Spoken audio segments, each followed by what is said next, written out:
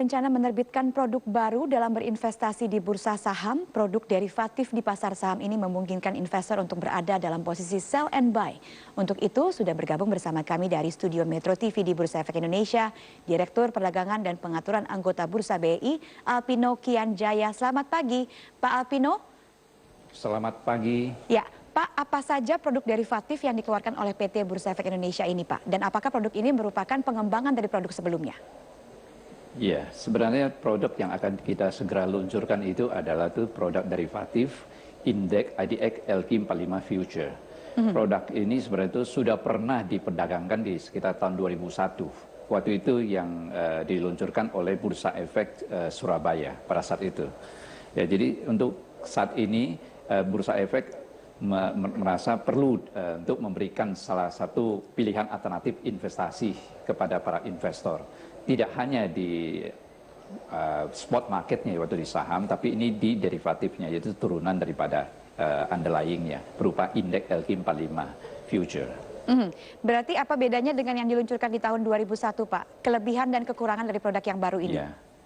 Pada saat 2001 kurang begitu mendapatkan tanggapan positif daripada investor. Untuk itulah Bursa Efek mengkaji ulang dan kita mengikuti standar common practice yang berlaku internasional, dan kita harapkan dengan produk yang baru yang kita akan relaunching sekitar awal Februari ini, kita harapkan bisa memberikan sumbangsi dan atraktif bagi investor untuk melakukan ajang hedging daripada underlying asetnya yang ada di spot market. Oke, untuk menarik minat investor, Pak, apa saja kelebihan dan kekurangan dari produk baru ini, Pak?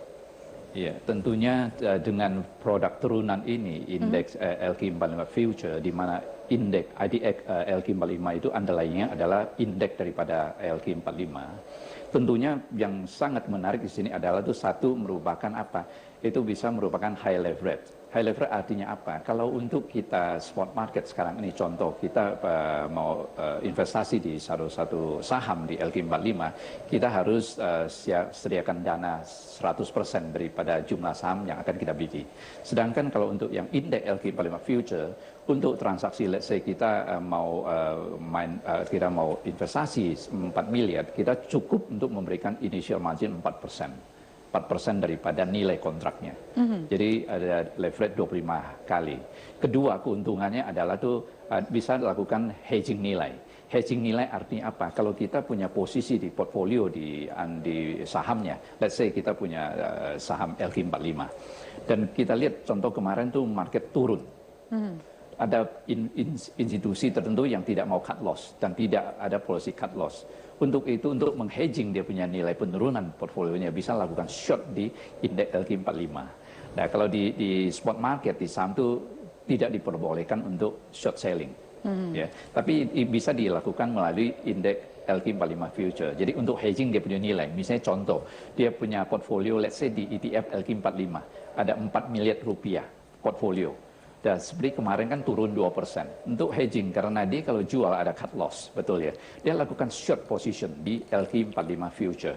Sejumlah berapa? Sejumlah dengan beta dari 4 miliar. Satu kontrak multiplier itu 500.000.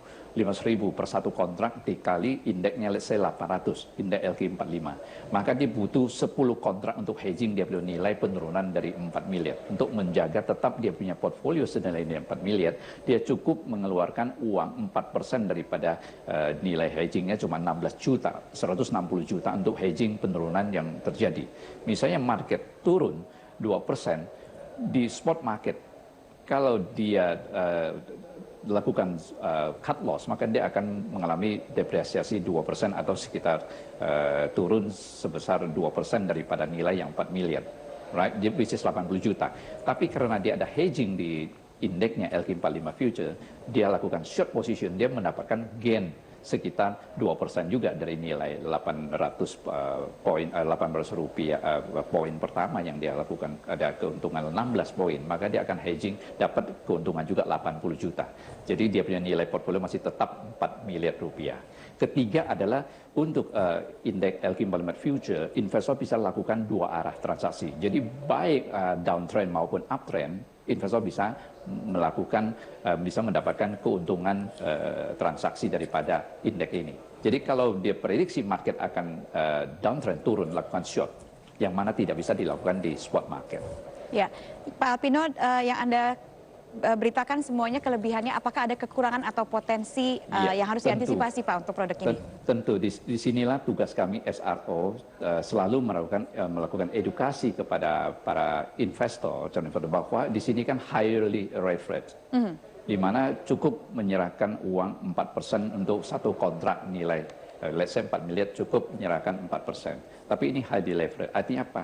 Kalau nilai initial marginnya turun drop sampai 50%, maka investor harus melakukan top up. Tentunya hal ini yang harus diantisipasi oleh investor.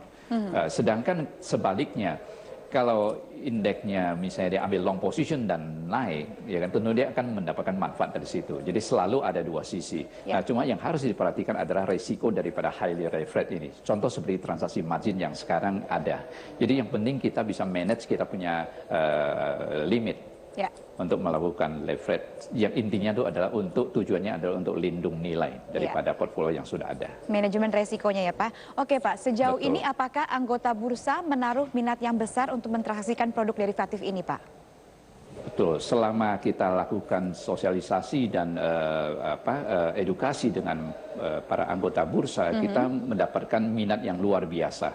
Jadi baru 2 hari yang lalu kita undang semua anggota bursa. Sebelumnya juga kita sudah undang para pelaku, jadi investor langsung, terutama ini di sini adalah investor untuk institusi, tentunya juga termasuk individu high net worth. Mereka sangat tertarik. Kenapa? Di sini ada sarana untuk hedging dan 2 sarana untuk short selling, yang mana mereka tidak bisa dapatkan di spot market, di sahamnya. Dan terutama yang saya katakan tadi, untuk fund manager ataupun asset management ataupun dana pensiun, yang dimana dia ada policy tidak boleh cut loss misalnya, maka dia untuk hedgingnya dia lakukan short aja di index future-nya. Iya. Jadi ini sangat menarik, sangat menarik. Terima kasih Pak atas informasi Bapak. Pak Alpino Kianjaya bergabung dari BEI, Direktur Perdagangan dan Pengaturan Anggota Bursa. Kita tunggu peluncurannya di bulan Februari dan semoga sukses. Pemirsa, kami masih akan melanjutkan.